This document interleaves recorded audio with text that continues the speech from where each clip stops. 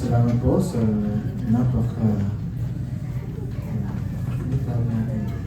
magnificent, wonderful choir song for today. I am the great I am. Tayo po ay natutuwa dahil nagagalak na rin dahil meron po tayong Diyos ng pangalan ay I am, the great I am. Hinihintay ko yung last note yung talagang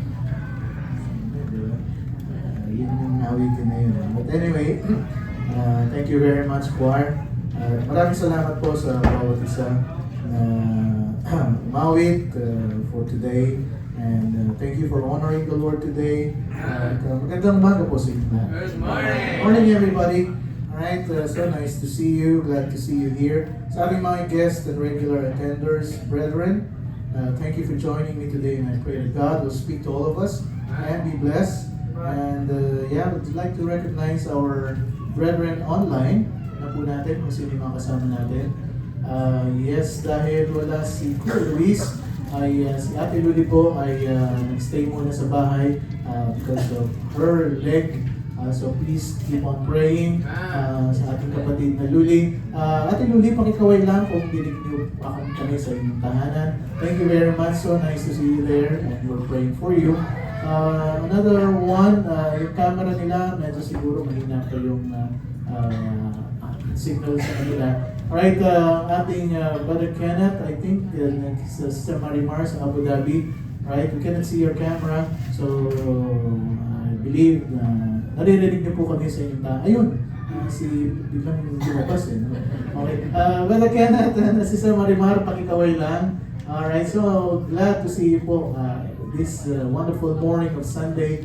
At maraming salamat, kasama po namin kayo ngayong umaga. And of course, si Charlene. Charlene, pakikaway lang kung dinig niyo po kami dyan sa inyong opisina. We praying for Charlene dahil magbuhat po nung nilipat siya ng trabaho ay andyan po siya. Meron siyang pasok ng Sunday. And we pray na siya po ay makabalik ng Sunday off. Bigyan siya ng Sunday off at siya po ay makasama natin pagka Sunday dito po sa ating pulwagan. And of course, si R.A. Sino yung R.A.? Si Rose. Sino? Rose Erfe? Bisita ni... yung bisita ni Ate Daisy. Oo. Alright, si Ate Rosie. Baka nasa trabaho rin siya ngayon. Tama ba? Nasa bahay kasi. Alright, so Ate Rosie, maraming salamat. Kayo po kasama namin ngayong umaga. And mga kapatid, please stay. Dahil po tayo po ay merong napakaganda mensahe ngayong umaga nito. And of course, we would like to welcome back Brother Julius. Welcome yung sarili niya kanina. I-welcome natin siya. Alright, welcome back Brad. At nakita natin ang kanyang na-refresh asa po ay naka-wave ng Pilipinas. Naranasan mo ba yung mga baha, Brad? Baha? Okay. Hanggang baywang na.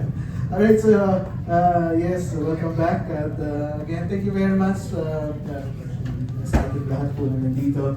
And yes, this is the last Sunday we're going to have for Doha Building. Dahil next Sunday, pupunta na tayo sa Warba. Alright, so mamaya po bibigyan kayo ng detalye dyan at Panginoon ko yung napakabuti. Alright, so yes, so we open our Bible, please, tayo pong lahat. Are you ready to hear the Word of God? Alright, so we open our Bible, please. Philippians chapter 3, verse 8. Nauna na yung ating a bit of surprise for you today. Alright, Philippians 3:8, basahin po natin ang ating pinaka-main text for our lesson. Philippians 3:8, tayo pong lahat, kayo po yung nandiyan na, please say amen. Amen! Alright, Philippians 3:8, basahin natin, nasa script din po ang ating Word of God. So we read Philippians 3:8, ready? Yea, doubtless, I count all things but lost for the excellency of the knowledge of Christ Jesus, my Lord, for whom I have suffered the loss of all things, and do count them but dung, that I may meet Christ. Tayo yung manalangin. Manaming banal, maraming salamat po Panginoon sa napakagandang umagang pinagkaloob po sa amin, sa pagbibigay niyo po ng aming mensahe ngayong umaga din at sa inyong salita. Tulungan niyo po kami na ito po'y maunawaan po namin, that the Holy Spirit give wisdom Teach us and guide us, O Lord. Kayo na po ang magpala sa aming pag-aaral. Ito po'y dalangin ko sa pangalan ni Jesus. And all the people will say, may be seated. Thank you very much. Right, narinig niyo ba ako sa... Parang medyo bigyan ako ngayon. Siguro magigising. Nasa edad. Talaga naman.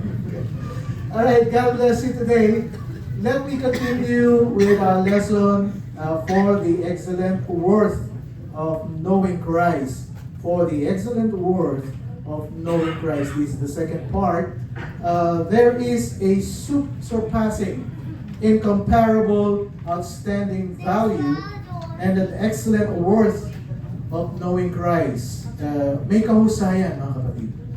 May kahusayan, may kadakilaan, di matutumbasang halaga sa pagkakilala natin sa ating Panginoong Jesucristo. In fact, one of the greatest statements that ever fell from the lips of our Lord Jesus Christ, recorded for us in a number of places in the Gospels, a very significant statement. In Matthew 16:25, the Bible says, "For whosoever will save his life shall lose it, and whosoever will lose his life for my sake shall find it."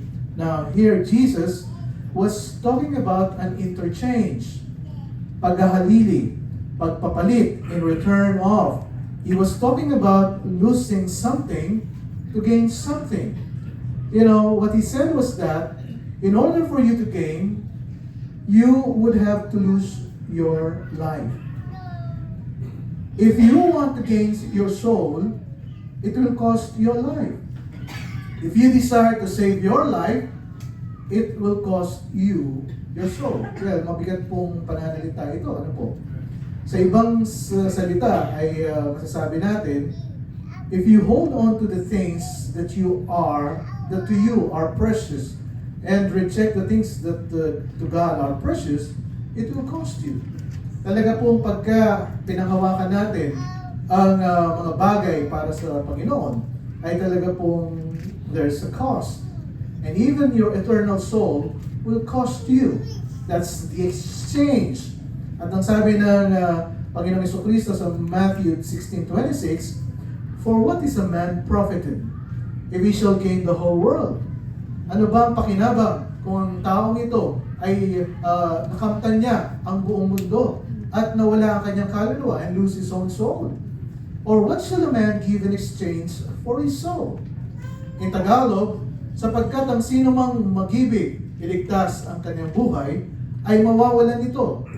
At ang sino mang mawalan ng kanyang buhay, dahil sa akin, ay makakasumpong niyaon.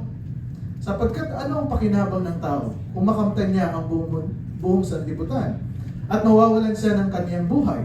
O ano ang ibibigay ng tao na katumbas ng kanyang buhay? What good is it if you gain everything in this world? The world has to offer and lose your eternal soul. You would be much better off, to make some exchange of what you have in this life for what God offers you in the life to come. Ano ba ang pwedeng ipalit? Whatever exchange you need to gain your eternal soul, you ought to do that. At kung anong ipapalit sa kaluluwa po natin, mas magandang yan po gawin natin.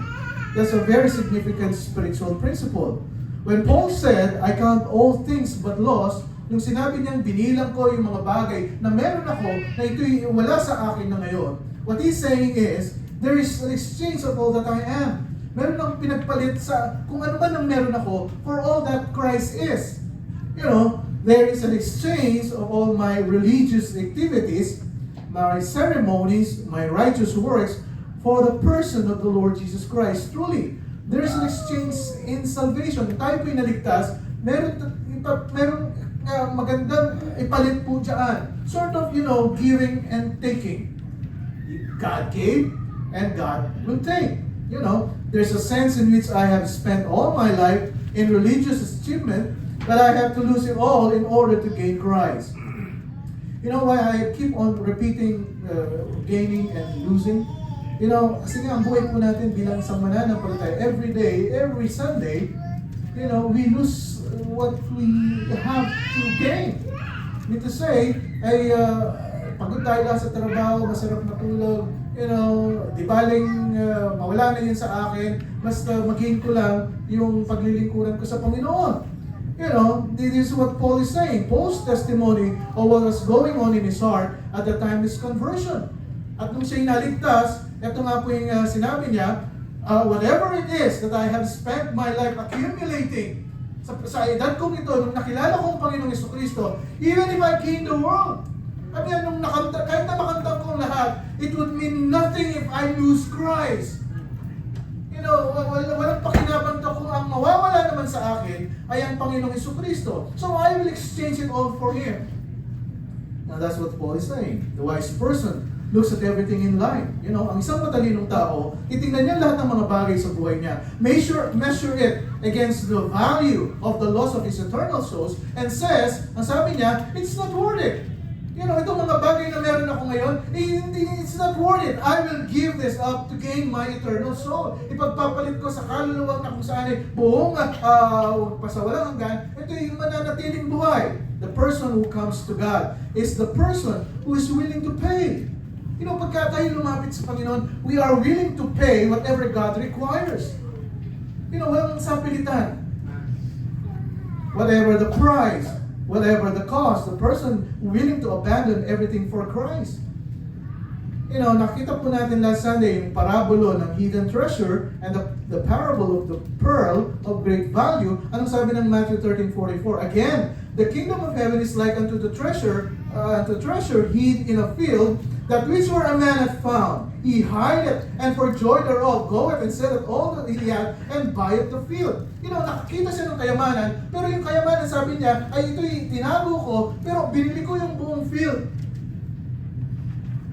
Matthew 13:45 and 46, again, the kingdom of heaven is like unto a merchant man seeking goodly pearls, whom, when he had found one pearl of great price, went and sold all that he had, and bought it.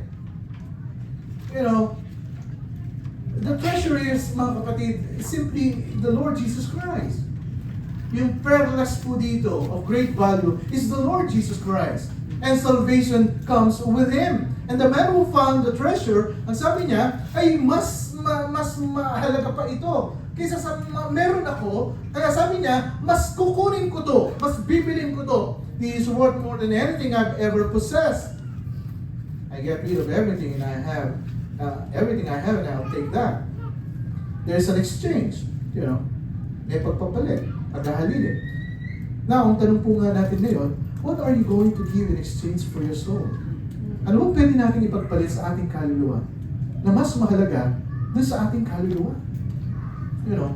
The rich young ruler was faced with the same dilemma. Ito yung sinabi natin na lumapit sa Panginoon, na mayamang ruler, na kung saan sabi niya, Panginoon, ano bang pwede kong gawin para ako'y makapunta ng langit? Anong sabi ng Panginoong Jesucristo? Gawin mo to, gawin mo to, gawin mo to. Diba? Thou shalt not kill, gawin mo yung 10 commandments, gawin mo lahat yan. Anong sabi niya? Mula bata ako, ginawa ko na yan, Panginoon. Okay, sabi niya, ginawa mo na pala eh. Alright, ito ang gawin mo. Okay, ibenta mo lahat ang meron ka. At pagkatapos, sumunod ka sa akin. Anong sabi ng mayamang lalaki? Sabi niya, di bali na lang. Diba? Hayaan mo na yan. Hayaan mo na yung buhay na walang gan. Hayaan mo na yung Jesucristo. Hayaan mo na yan. And he was not. The price was too high. Napakataas naman ang presyo niyan. Lahat ng aking naririyan, lahat ng aking meron ako, ipagpapalit ko dahil kay Kristo.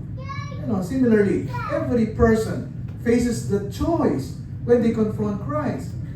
Pagka ang isang tao talagang kinonfront ang ating Panginoong Jesucristo, ay meron katanungan, ano ba, susundin ko ba ang Panginoong Jesucristo o magpapatuloy ako dito sa meron ako?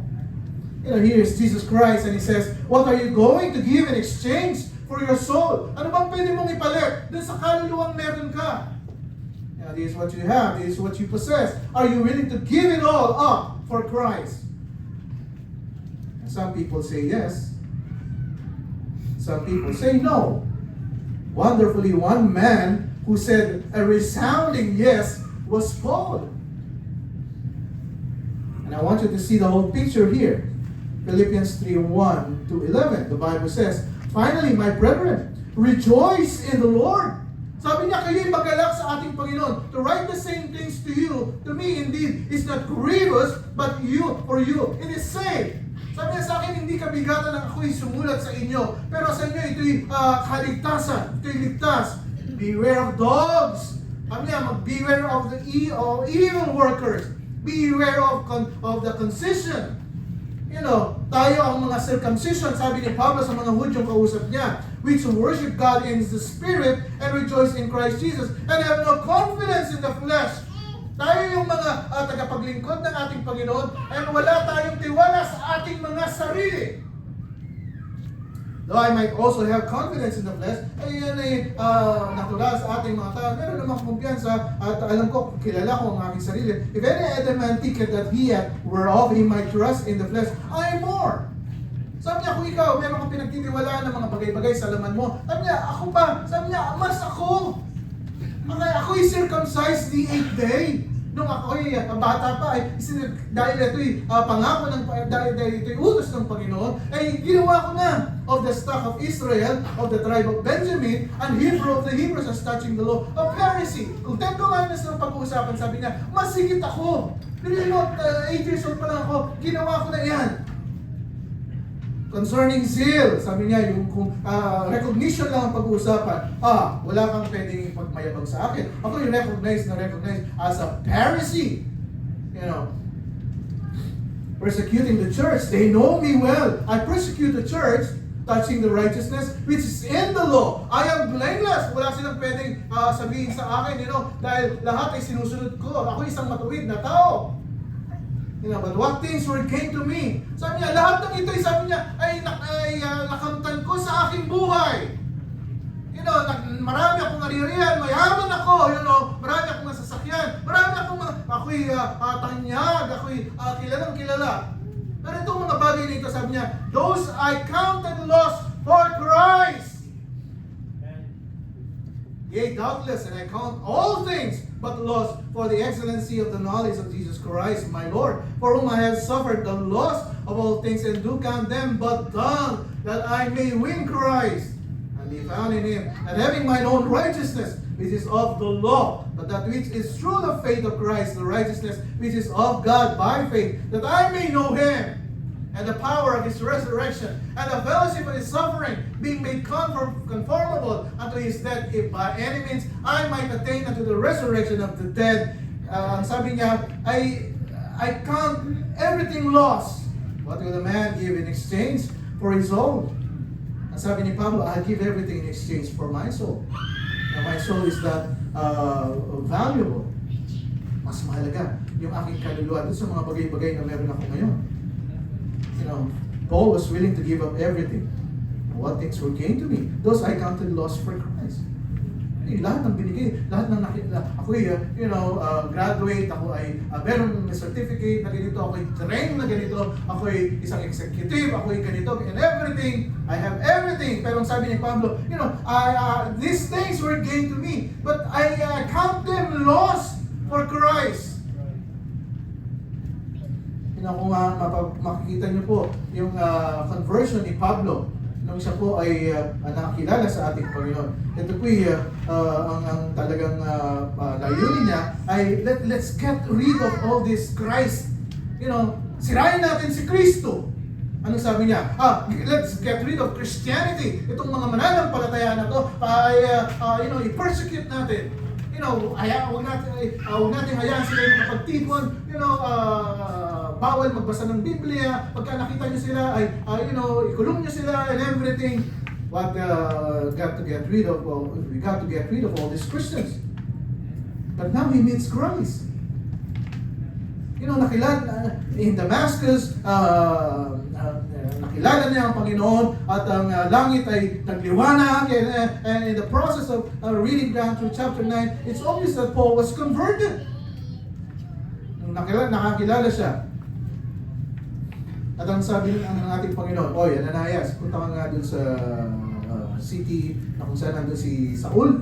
Sabi niya, and the Lord said unto him, arise and go into the city, and it shall be told thee what thou must do. Sabi niya kay Pablo, at sabi niya kay Ananias, puntahan mo itong si Saul na taga Tarsus.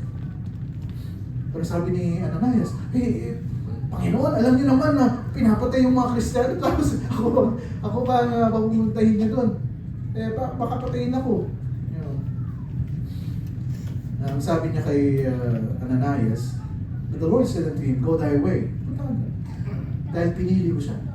For he is a chosen vessel unto me, to bear my name before the Gentiles, and kings, and the children of Israel. For I will shew him how great things he must suffer for my name's sake.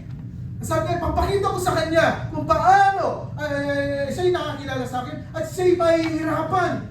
I mean, he must suffer for my name's sake. You know, at nangyari lahat po yun in verse 20 in Acts 9:20, the Bible says, and straightway Paul preached Christ in the synagogues. Sabi ko nga po sila. You know, dati siyang mamamatay na tao, sinisira niya mga Kristiyan. At ngayon, di ba? Siya na mismo, nag-preach. He preached the Lord Jesus Christ in the synagogue that He is the Son of God. You know, nung naligtas ba ang Pablo, ang tanong na natin, is he fully aware? Ibig sabihin, naiintindihan ba niya yung nangyari sa kanya? You know, bigla na lang magic na, mag-preach ka na and everything. You know, Paul is fully aware of what's happening. Alam na niya yung nangyari sa kanya. You know, he understood clearly who Jesus claimed to be. Alam na niya kung sino yung inuhusgahan niya, inuhusig niya. Alam niya, alam niya kung bakit pinapatay niya yung mga Kristiyano. You know, he claimed to be the Messiah. Alam niya yun. You know, he claimed to die as a sacrifice for sin. He claimed to rise from the dead. He knew the facts about the Lord Jesus Christ. Pero nung nakonfronta siya ng Panginoong Jesucristo, you know, nag-iba lahat sa atin. Nag-iba lahat. Nung nakakilala siya sa ating Panginoon, binago lahat ng Panginoon ang kanyang pananaw sa buhay.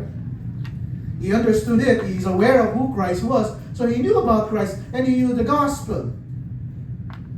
And when the Lord Jesus Christ at Damascus Road, Jesus stopped him in his tracks and he was confronted by Christ. You know, and the Holy Spirit began to illuminate his hard heart. Kaya merong liwanag. You know, yung madilim na puso niya, nung hindi pa siya tumatanggap kay Kristo, ito po yung sabi nga ng Biblia, ay nagliwanag nung nakilala niya ang Panginoong Jesucristo. You know, so. It's really wonderful, you know. Nung tayo po nakakilala sa Panginoon, ay nagliwanag sa atin yung mga bagay-bagay, yung kadiliman ng ating buhay, ay tinanggal niya. You know, salvation is a sovereign act of God by which He invades the sinner's darkness, gives him light, and saves him. Noon pa lang naligtas ka, naintindihan mo na ikaw ay ligtas. I believe that. Nung tinanggap ko si Kristo sa puso ko, aware ako kung ano yung nangyari. Kasi nagbigay ng liwanag ng Panginoon. Tinanggal niya yung kadiliman. You know very well. You understand it. You understand it. Nung tinanggap mo si Kristo sa puso mo bilang sarili mong Diyos tagapagligtas, naintindihan mo kung sino yung pinapasok mo sa puso mo. You know, ginigising niya ang ating kalamnan, ang ating katauhan. Yeah. But Paul had always put all his confidence in his flesh.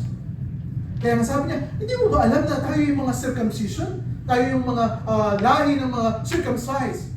And confident ang Panginoon ay nasa sa ating mga Hudyo, which worship God in the Spirit. Wala tayong mga idolo, tayo yung nagbahan sa Espiritu and rejoice in Christ Jesus and have no confidence in the flesh. Though I might have also confidence in the flesh, if any man thinketh that he had, whereof he might trust in the flesh, I more. Kung payabangan lang, kung paraan lang ng mga bagay-bagay na meron ako, ay blessed ikita ko, sabi ni Pablo. He believed that he was saved, you know, because of his religious privilege. Dami kasing mga tao, nakadepende ang kaligtasan nila sa mga nagagawa nila sa katuwiran, sa sinasabi nilang relihiyon. But you know, itong si Pablo, nung nakilala niya ang Panginoong Jesucristo, sabi niya, this is the true value ng buhay. Sabi niya, ito yung real pearl. Ito yung real treasure. Ang Panginoong Jesucristo. At kaya ang sabi ng Biblia, no, sabi ni Paul, I will give up everything. Give up everything. Paul gave everything. Paul sold all to buy the treasure. Binenta niya lahat, sabi niya, pero binili ko yung may kayamanan, yung field, yung pearl. But what things were going to be? Those I counted lost for Christ. Ang tanong nga na dito, if you're counting on anything for your salvation other than Christ, sabi nga natin, you are being deceived. Meron nga, mga Kristiyano, tinanggap na nila si Kristo sa puso nila. Pero up until now, they feel, you know, they're showing the deception that they have. You know, Acts 4:12, neither is there salvation in any other, but there is none other name under heaven given among men whereby we must be saved. Wala namang ibang pangalan eh. Pero yung iba, sabi nila, you know, kasi matuwid naman ako eh, siguro pagka nawala ako sa mundo dito, pupunta ako ng langit. Look, sabi ni Pablo, I accumulated a lot of things. More than you. I could. I more. But what things were gained to me, those I counted lost for Christ. Lahat ng aking nakamtan sa buhay, ay yan ay binilang kong nawala sa akin para lang kay Kristo. What did He gain? You know, ano yung pakinabang? Ano yung kahusayan at kadakilaan ng pagpapahalili ng mga bagay na ito lamang kay Kristo? Ano bang kahusayan pagka ikaw ay nakakilala sa Panginoong Jesucristo? Ano ba yung kadakilaan dyan? Now, there are 5 things that you gain when you come to Christ.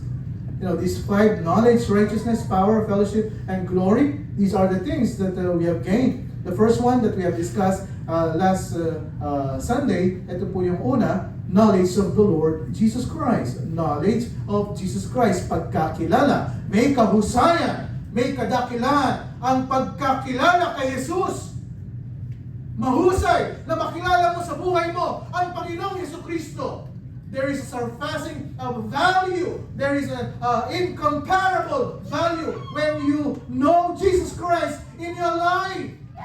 Mga kapatid, may kahusayan. Walang katumbas ang makakilala kay Jesucristo.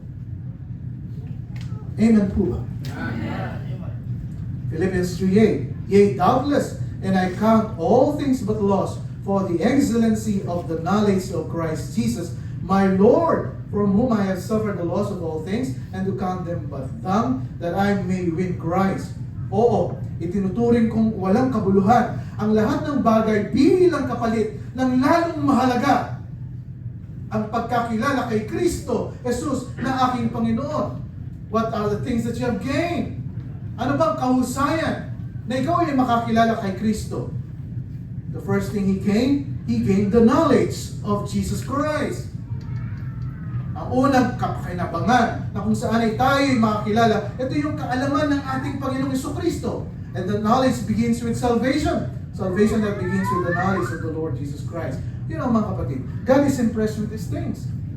Mas natutuwa ang Panginoon sa mga bagay na ito. One is this, the excellency of the knowledge of the Lord Jesus Christ. Siya'y natutuwa, siya'y naghagalak. Ang kahusayan na ikaw may kaalaman kay Kristo. God is not impressed with other knowledge. I will repeat. Compared with the knowledge of the Lord Jesus Christ, compared with the other knowledges. You know, God is not impressed with that. He was impressed in the knowledge of the Lord Jesus Christ. Ikaw ba na isang ligtas na tao? Kilalang kilala mo ba ang iyong tagapagligtas, ang Panginoong Jesucristo ng buhay mo? You know, minsan tayo mga Kristiyano, mas marami pa tayong alam sa nangyayari kay TikTok, kay Facebook, kay, sa mga napapanood natin ngayon. Pero pagka tinanong ka na, sa Panginoong Jesucristo ba, kilala mo? Oo, kasi every Sunday, pinag-aaralan namin kay Pastor Arte. You know, every Wednesday, pinag-aaralan namin the Book of John. God is not impressed with this other knowledge, mga kapatid. God is impressed with the excellency of the knowledge of our Lord Jesus Christ. He is not impressed with our rank. He's not impressed with our race. Hindi siya impressed doon sa tradition na meron ka, doon sa pragmatism na meron ka, human ideas and human ways. Wala siyang pakialam dyan. Ang Panginoon, sabi niya, kung wala ka naman kaalaman tungkol sa Panginoong Jesucristo, sabi niya, that's our dung. He's impressed with first of all, the knowledge of the Lord Jesus Christ, which is surpassing value. It's outstanding. It's incomparable. It's priceless. That's the point here, mga kapatid. Knowing Christ so far surpasses those other things. Kaya sabi ng Philippians 3:8, ye doubtless, I count all things. Hindi sinabing things lang, kundi sabi niya, all things, lahat ng bagay. He uses the phrase those things, and he refers to only those things that I see. But I see everything as lost compared to Christ. You cannot trust anything, not just those things. Kaya sabi nga po sa inyo, lahat ng ginagawa natin dito para kay Kristo, ayun po may halaga. Amen. May halaga.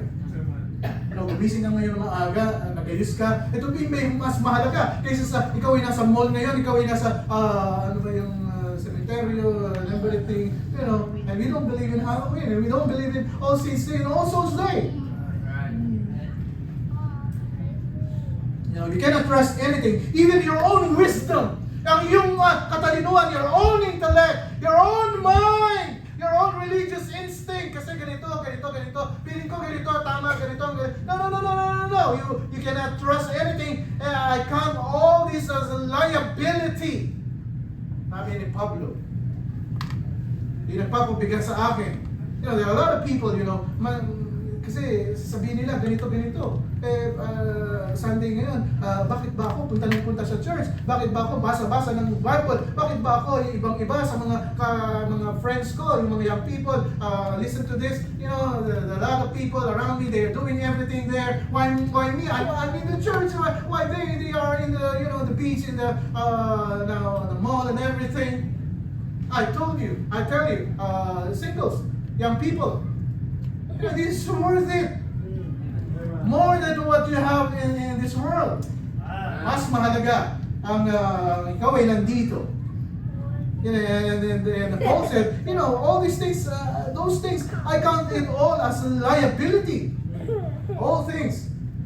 It means any kind of allegiance, any kind of act that one would think is meritorious before God, by which we can earn God's favor in our own strength. At sinasabi pa natin, ay ako'y mapapulat ng Panginoon kasi ginawa ko to sa aking buong kalakasan.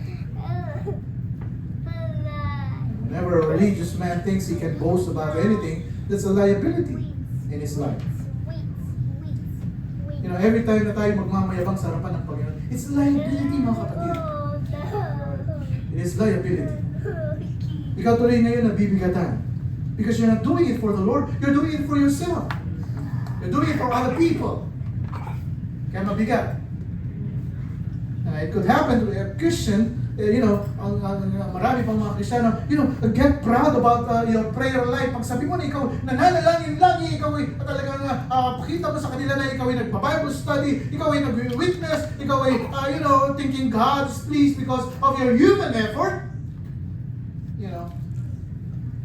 Hindi natin alam na pagka tayo nananalangin, tayo nagpa-Bible study effectively, the Word of God, nag-witness po tayo, all the credit goes to God. Amen. God will lead it through by His Spirit. Meron kasi mga nagtuturo, sabi nila, no, it doesn't matter who gets the credit, as long God gets the glory. But that's wrong. All credits and all glory belongs to God. Amen. It belongs to God. Even tayo, pagka nanalangin tayo, nagpa-Bible study tayo, it all belongs to God. Kahit na umawit tayo dito na napakagaling, maganda naman, ikaw yung umawit ng talagang napakagaling, napakaganda, dahil masarap pakinggan, But again, credits and glory belongs to God. Amen. We thank God because He has given us the talent na kung saan ay nagagamit natin sa paglilingkuran sa ating Panginoon.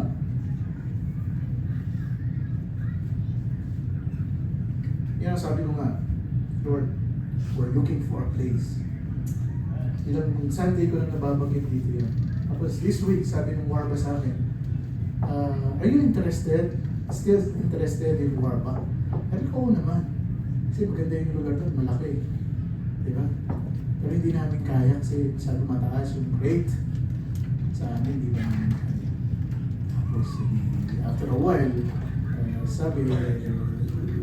biglang nag-message sila sa akin.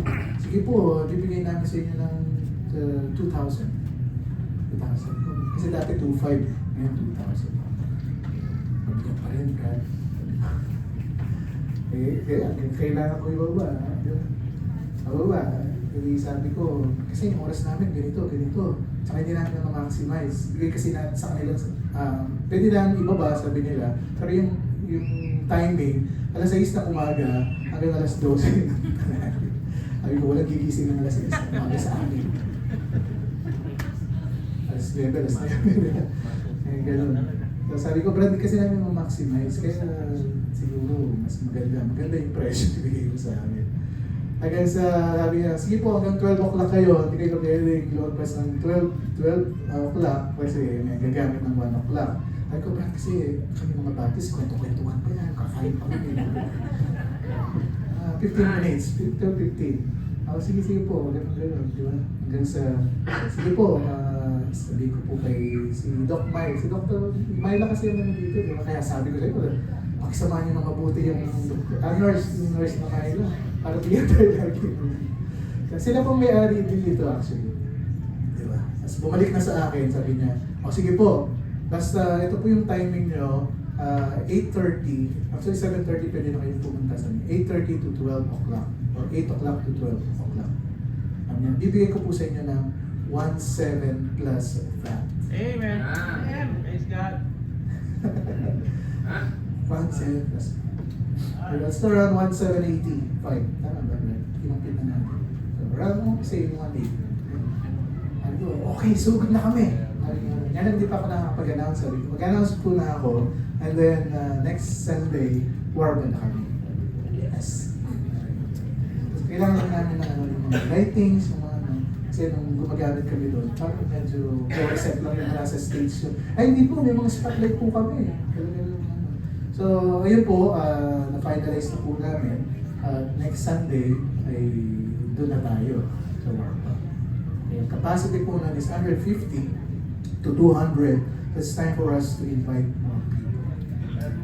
Yung talagang purpose kung bakit tayo po dadalhin doon. Sabi ni Pablo, look, anything I achieved in the past, anything I can do in the present is lost. It's a liability. You know, if it is to be considered as grand for meritorious assumption, thinking God then owes me for what I have done, it's detriment. Sabi niya, walang halaga. You know, and I'm counting all these things. It's not only the last time na nakakilala ko sa Panginoon, but ang sabi niya, it's an ongoing thing. Sabi niya, ito ituloy-tuloy. It is as a loss. It just cannot compare with Christ. There's nothing in life that can. There's no achievement, no religious activities can surpass the value of knowing Christ. Ito ituloy-tuloy. Every time na tayo po'y maglilingkod sa Panginoon, ito po'y panibagong kawalan, ito po'y panibagong pakinabang, kahusayan na tayo po'y meron. You know, I continue to count it all. Bakit kailangan natin ganun ang magiging pananaw natin sa buhay? Kasi nga, you know, ang kalaban, ang mundong ito, every Sunday ay ino-opera tayo ng mga bagong bagay na kung saan ay talagang ayaw tayong maglingkod sa Panginoon. It's a challenge. It's a struggle every day in our lives. Gigising ka pa lang, ako ba'y mananalangin o hindi? You know, gigising ka pa lang, ako ba'y magbabasa ng Biblia o hindi? Hindi nga po ba? Ito yung talagang pero sabi ni Pablo, you know, why do you do that, Paul? How can you make such a total wholesale break with everything? You know, because there is this surpassing value. May kahusayan. There's an excellent worth of knowing Christ. I give all things to Christ. Philippians 3:8, doubtless, and I count all things but loss for the excellency of the knowledge of the Lord Jesus Christ. You know, it is knowing Christ every day, every time. What do you mean by knowing Christ? You know, it's a verb that means to know intellectually.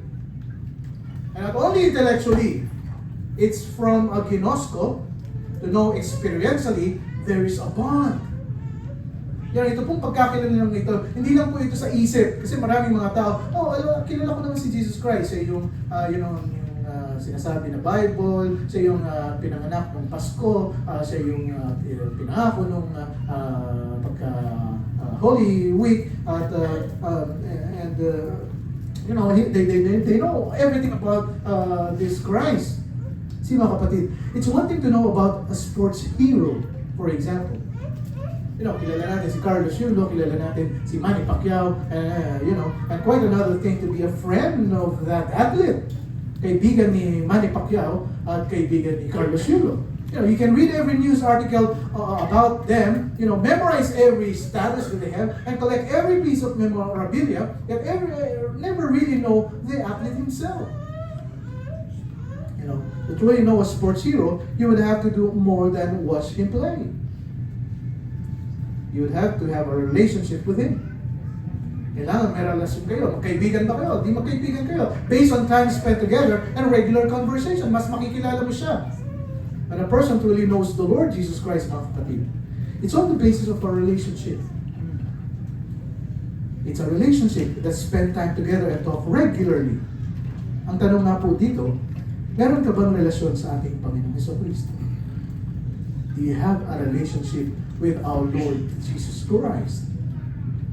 Oh yes, Pastor, alam ko nung tinanggap ko siya bilang sarili kong Diyos tagapagligtas, ay, you know, anytime na wala ako sa mundo nito, alam ko, sa langit ako pupunta. But ang tanong nga do you have a relationship with the Lord Jesus Christ? Do you experience Him sa iyong buhay? Everyday ba, na-experience mo ba ang Panginoong Jesucristo na meron ka? You know, 1 John 5:20, and we know that the Son of God is come and hath given us understanding.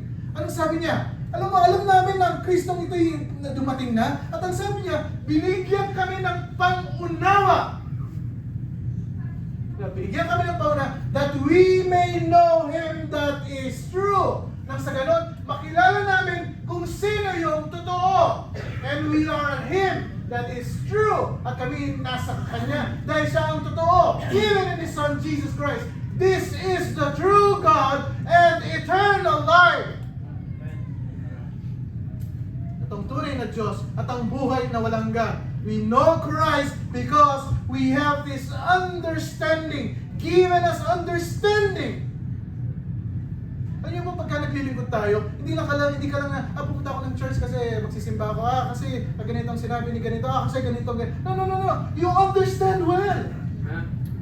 Kung bakit tayo every Sunday magkakasama po dito. You understand well why you are standing here and you're singing for the Lord. You know, you are here, you're teaching kids, you're teaching people here because you know well, you understand why you are playing the music. Oh, you have this ministry here because you understand well. Naiintindihan mo. Hindi yung, kasi sinabi ni ganito, sinabi ni ganyan, ito, gawin natin. Tapos gawa ka lang ng gawa, tapos hindi mo lang naiintindihan, bakit nandyan ka? Hindi natin alam kung bakit nasa kwarta tayo ngayon. Hindi natin alam kung bakit ako sinabihan ng ganito at ganyan. It's not like that, mga kapatid. When you are a Christian, when you are saved, you follow the Lord Jesus Christ, God has given us understanding. Amen. Hindi mo pwedeng manipulahan ng mga tao, mga kapatid. Especially when it comes to the Word of God. It cannot. You know, kahit nga, sabi ko nga, kahit kayo magpaalam lahat sa akin, ako wala akong problema. You know why? Because I fully understand who am I serving here. Alam ko. Sabi ko nga sa Bible study, pagka hindi tayo umattend ng service, hindi tayo umattend ng Bible study, pero hindi naman kawalan ng Panginoon. Kawalan po natin po yan. Kawalan natin yan. See, pagka Sunday wala ka dito, mismo yung isang lesson, sabi ko, sayang. Sayang. 1 Corinthians 2:16, for who had known the mind of the Lord? Sino bang nakakaalam sa isip ng Panginoon that He may instruct Him? Ang sa ganun magbibigay sa instruction. But we have what? The mind of Christ. Sabi niya, ang isip ng Panginoon Kristo, yun nasa sa atin. Naiintindihan natin. We know well what we are doing. We know well why we serve. We know well why we sing here, why we preach the word, why we do our ministry here. You know well. You understand because you have the mind of Christ. Hindi ko pwedeng kontrolin yan. Hindi ko pwedeng manipulahan yan. Ayan po, you have the freedom to use it because you have the mind of Christ. It's not my mind. It is yours. Those who are Christians who know Christ, there is surpassing value. May kahusayan po dyan na makilala mo ang Panginoong Jesucristo. Anong sabi ng John 10:14? I am the good shepherd and know my sheep and am known of mine. Ibig sabihin, sabi niya, akong Panginoon nyo, kilala ko kayo, pero sabi niya, kilala nyo rin ako. There is this relationship. Hindi lang ikaw nakakilala, hindi lang siya nakakilala, kundi pareho kayong magkakilala. Ang Panginoong Jesucristo, kilala ko, at siya kilala niya ako. They know me. Ang sabi ng Panginoong Jesucristo, kilala natin siya. John 17:3, and this is life eternal. Ito ang buhay na walang hanggan. Ang sabi niya, para that they might know thee, the only true God, and Jesus Christ, whom thou hast sent. Sige mga kapatid, tayo pong mga ligtas. Kilalanin mo ng lahat ng tao, sabi ko nga sa inyo. Pero wala pa rin makakatumbas sa pagkakilalan mo sa Panginoong Jesucristo. Eternal life is connected with knowing God by knowing Christ. It's salvation is knowing Christ personally. It's not knowing about Him intellectually. Marami kasing mga tao, marami mga Christian, they know Christ only intellectual. Alam ko naman, kilala ko yan everything. It's knowing Him experientially. Ito nga po yung tinatawag natin illumination in our hearts. 2 Corinthians 4:6, for God, who commanded the light to shine out of darkness, at shine in our hearts. Parang si Pablo po yan. Na nung nagliwanag, nung nakilala niya ang Panginoong Jesucristo, it's the same thing. Nung tayo nakakilala sa Panginoong Jesucristo, at shine in our hearts to give the light. Anong sabi niya? Parang sa magbigay siya ng liwanag doon sa kaalaman, doon sa knowledge of the glory of God in the face of the Lord Jesus Christ. See, clear na clear. God comes into the heart, shines the light that reveals the knowledge of the Lord Jesus Christ. Tayo mga Kristiyano, tayo pa, ang merong kakayanan para makilala natin ang lubusan ng Panginoong Jesucristo. Because we have the mind of Christ. Ephesians 1:17, that the God of our Lord Jesus Christ, the Father of glory, may give unto you the spirit of wisdom and revelation of what? In the knowledge of Him. Mabibigyan ka ng katalinuhan, in the knowledge of the Lord Jesus Christ. Di mo makukuha yung mga kaalaman na yan kahit sa iyo, sa Panginoong Jesucristo lamang. 2 Timothy 1:12, for the which cause I also suffer these things, nevertheless I am not ashamed. Sabi niya, nahihirapan ako kasi sabi nga ng Panginoon, siya yung magsasuffer for my name's sake. Okay, nagsasuffer ako, sabi ng Pablo. Nevertheless, hindi ako nahiya na ako'y pinagtatawanan, na ako'y punta ng church, na ako'y nagbabasa ng Bible, ako yung maawit sa aking sa aming church. Hindi ako nahihiya. I am not ashamed. Anong sabi niya? For I know, alam ko, whom I have believed. Alam ko kung sino yung pinanampalatayanan ko. I fully understand it. And I am persuaded that He is able to keep that which I have committed unto Him against that day. I have His faith. Ay, yung pinangako niyang buhay na walang nagsakit, ibibigay niya sa akin. There is knowledge. There is this knowledge, a surpassing value, an excellent worth in knowing Christ. That's what He's saying here. I know Him very well. Not I know about Him, not the facts about Him, not when He lived, when He died, not a few other facts about what He taught. Hindi po yung mga yan. But do you know very well the Lord Jesus Christ? Do you have a relationship with Him? You know, Paul knows Christ not only in the mind, but also in the heart. Kilala niya. And I just want to take note of this. I'm going to close with this. May mga tao na kung saan ang pagkakaintindi po nila dito sa kaalaman na ito, the knowledge na ito, is an elevated, secretive, cultic, mystical apprehension, you know, of communion with the deity. Anong ginagawa nila? Parang pagano yung mga ito, parang mga pagans. Ang ginagawa po nila ay mag-iinuman sila, parang, you know, yung Bacchanalian feast, you know about it? Bacchanalian feast, na mag-iinuman sila, it's a Greek Roman festival, you know, mag-iinuman sila, at pagka nakainom na sila, ay nandun yung intoxication na kung saan, parang ako'y high, parang akong na-high, at you know, ang transcendency ng Panginoon ay na-experience ko, at nagiging ganito na po yung kanilang damdamin. Nandun sila sa ascended high. Kaya sabi ni Timothy Leary, if you take drugs, you know, you will ascend to a higher plane and commune with God. Kaya nga, yung iba sabi nila, para maranasan mong Panginoon ay mag-drugs ka. Kasi nga, di ba sa high ka naman? Di ba ganun kaya yung pananalita natin, napaka-high. Kasi ganun nga po yung kanilang pananaw.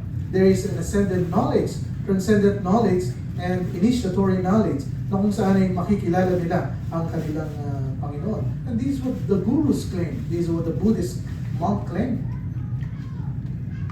Pero yung knowledge na sinasabi po ng Biblia, although very similar, na kung saan ay yung knowledge natin ay hindi knowledge ng tao, kundi knowledge ng Panginoon.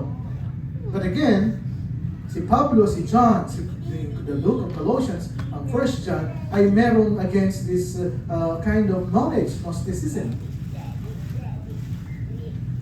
Pero yung naranasan po natin na pagliligtas ng Panginoon, that shine in our hearts, it doesn't happen to a lot of people.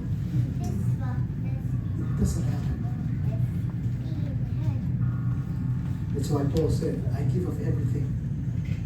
I give up everything for this excellent knowledge of the Lord Jesus Christ. Hindi ko kinakahiya. Bagkus sabi niya, every day of my life, I count things but done. Binibilang ko yung parang manure. Para lang makamtan ko ang kaalaman sa aking Panginoon Kristo. And lastly, Philippians 3:8, yea, doubtless, and I count all things but loss for the excellency of the Lord Jesus Christ, my Lord. There is this personal, my Lord. Ang Panginoon Kristo ba ay nasabi mo, my Lord? There are a lot of people, they thought, na yung tinanggap nila sa puso nila ay Savior lamang. Sabi nila, tagapagligtas lang si Kristo. Sabi niya, the excellency of the knowledge of Jesus Christ, my Lord. Pagka sinabi mong Lord is the Master, you know, because Jesus is God, so He's the controller of your life. And sabi ni Pablo, no, magagawa ko lahat ito kasi He is my Master. He is my Lord. Your race will not bring you that. Your rank, your tradition, your ceremonies, your sort of, you know, sincerity. But the only way you'll ever come into deep knowledge and intimate love bond with the Lord Jesus Christ is by grace through faith, is through salvation. Mga kapatid, bakit ginagawa lahat po ni Pablo ito? Philippians 3:9, and be found in Him. Para nang sa ganun, makita sa akin si Kristo. Dinisregard ko lang lahat. You know, binabash ako, you know, inalipusta ako. You know, but I count everything lost for Christ. Mas masarap na ang isang tao, kakitaan mo, na siya'y sumusunod kay Kristo kaysa ang sinusunod niya ay ang batas ng langit. Galatians 2:20, I am crucified, Paul said, with Christ. Nevertheless I live, yet not I, but Christ liveth in me. And the life is now I live, in the flesh I live by the faith of the Son of God, who loved me and gave himself. It's not I, but Christ. Next Sunday po, talakayin po natin yung apat pa. And this will be a brief for numbers, and I might conclude it next Sunday kasi gusto kong ituloy yung ating Romans chapter 8 na pinag-aaralan. So every time we meet, pasalamat tayo sa Panginoon because we are nourished. We praise God for that. Lalong pinapalakas ang ating spirituality. Let's keep learning, mga kapatid. Yung mga men natin dito, you prepare. May lesson na po akong prepare para sa inyo. At ito po sa ating Bible study. How to interpret the Bible. How to exegete. How to contextualize the Scripture. Para hindi tayo lumalayo kung ano po yung turo ng Biblia. Singles, I pray na lahat kayo ma-involve sa ministry. I'm praying for Ian to be involved in the audio-video. I'm praying Jody to be involved in PowerPoint. Si Uli, of course, kasama na siya. Itong mga men na to, we're really happy to see you playing the guitar every Sunday. Keep on. You know, yung mga ladies natin dito, you keep serving God well. You have to support your husband. Your husband, you have to love your wife. Alright? Let's learn to depend and serve God more. You know, we have a new place for Warba. It's time for us to invite people. And we're ready. We're ready for this place. Tayo handa na sa mas malaking lugar. So, yeah, everything binibigay sa atin ng Panginoon, step by step. At, yung mga choir dito, talagang hindi lang kayo one thumbs up, one thumbs up, two thumbs up kayo, three thumbs up. Pwede ka lang lahat ng thumbs up. Sabi ko, I am ang kaawitin nila. I am.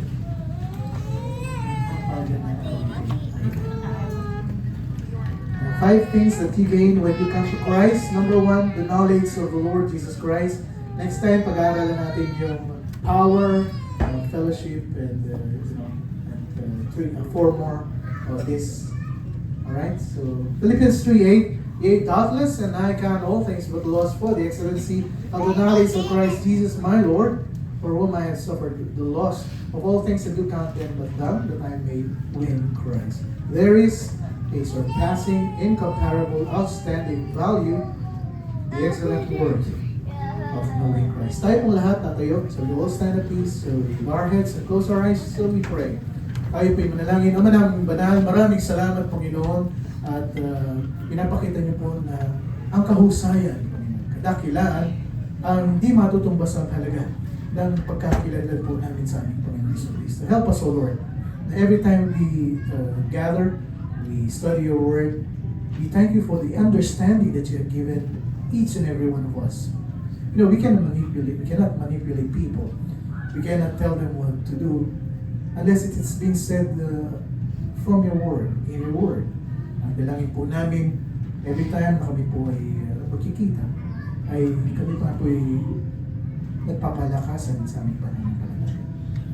We need this now, O Lord, because the world outside is chaos, O Lord, confusing, you know, because people's pragmatism, the human ideas, and human ways. There are a lot of people who says, you know, they are better than the Word of God, what the Word of God says. When we pray, that this group of believers, this church, the Bible Baptist Church, the Bible Baptist, you know, be spared. Doon po sa mga nangyayari sa mundo. Protektahan niyo po kami. Gabayan po namin. You teach us well. Mga kapatid, God has spoken to you. Why don't you come to God?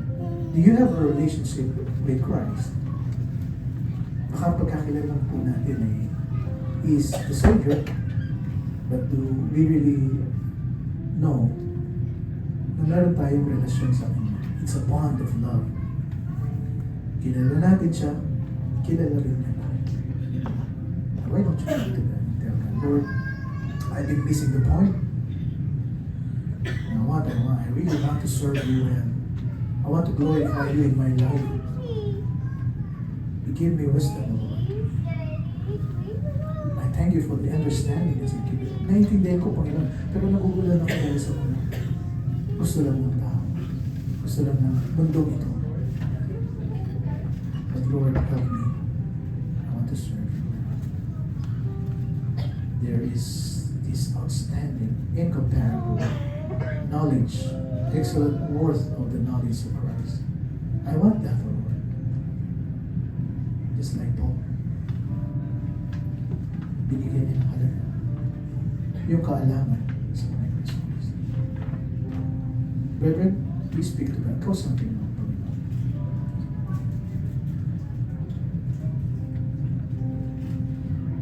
There are people here who doesn't know Christ in their hearts. Huwag po kayong mahiya. Lapitan ng aming mga kapatid.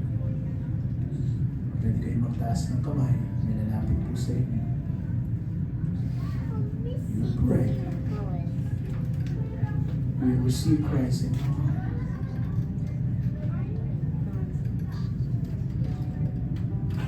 Keep praying. Lord.